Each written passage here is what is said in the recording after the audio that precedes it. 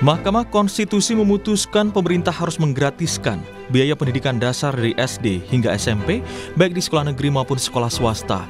Putusan itu merupakan hasil uji materi atas pasal 34 ayat 2 Undang-Undang tentang Sistem Pendidikan Nasional yang diajukan Jaringan Pemantau Pendidikan Indonesia dan 2 orang ibu rumah tangga serta seorang PNS. Dalam pertimbangannya, MK menilai frase wajib belajar tanpa biaya selama ini hanya berlaku bagi sekolah negeri. Padahal daya tampung sekolah negeri terbatas. Akibatnya, ada kesenjangan akses ke pendidikan dasar. 2 menyatakan pasal 34 ayat 2 Undang-Undang Nomor 20 Tahun 2003 tentang Sistem Pendidikan Nasional Lembaga Negara Republik Indonesia tahun 2003 Nomor 78 tambahan Lembaga Negara Republik Indonesia Nomor 4301 bertentangan dengan Undang-Undang Dasar Negara Republik Indonesia tahun 1945 dan tidak mempunyai kekuatan hukum mengikat secara bersyarat sepanjang tidak dimaknai pemerintah dan pemerintah daerah menjamin terselenggaranya wajib belajar minimal pada jenjang pendidikan dasar tanpa memungut biaya baik untuk satuan pendidikan dasar yang diselenggarakan oleh pemerintah maupun satuan pendidikan dasar yang diselenggarakan oleh masyarakat. Sementara Wakil Menteri Pendidikan Dasar dan Menengah Fajar Rizaul Haq bilang terkait putusan MK Pendidikan Dasar merupakan tanggung jawab pemerintah. Meski demikian, terkait teknis pelaksanaannya, Kemendikbudrismen akan mengkaji terlebih dahulu karena belum menerima salinan resmi putusan MK itu.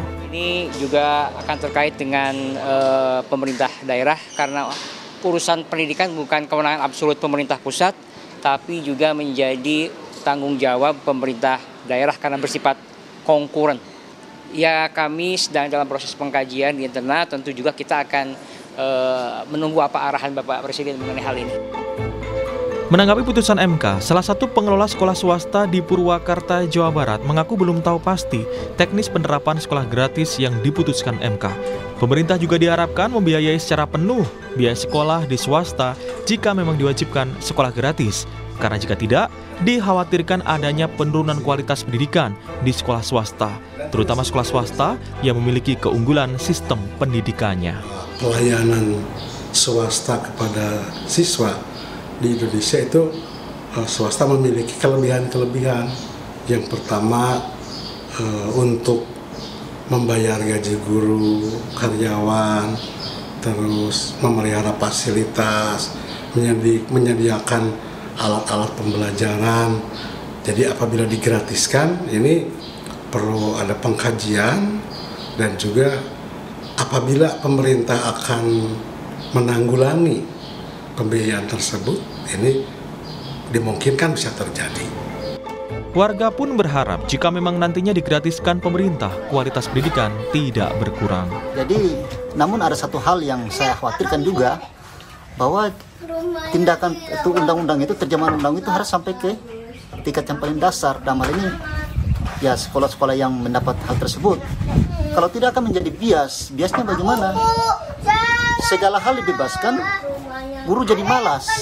Saya harap bahwa apa yang regulasi yang diturunkan itu sampai ke daerah, dan daerah harus bisa merespon dengan positif supaya anak-anak didik kita, anak-anak kita itu tidak menjadi terbengkalai, meringankan, tapi ada satu sisi hak pendidikan anak dikekang. Putusan MK ini menjadi awal dari perubahan sistem pendidikan di Indonesia. Hal ini juga terkait dengan besarnya biaya yang diperlukan. Yang menjadi pertanyaan, mampukah pemerintah di bawah Presiden Prabowo merealisasikannya? Tim Liputan, Kompas TV.